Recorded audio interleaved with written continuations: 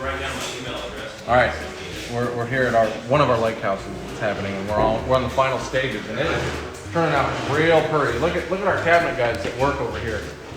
Custom maple cabinets. So these are our own door and drawer fronts. You want to explain these fronts to them, Zach? Yeah. Look at the beauty. These are integrated handles into the trim, and these are proprietary, and they work really well.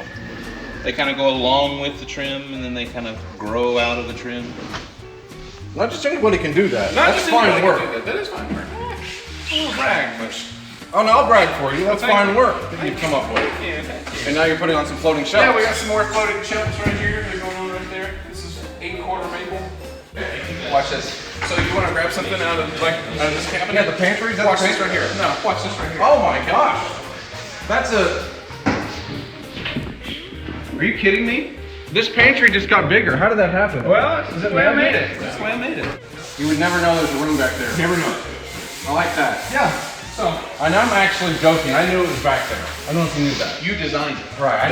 I knew it was back there, but I couldn't know if you remember or not. Thank you. there you have it. Good seeing everybody out there. I'm gonna go in here.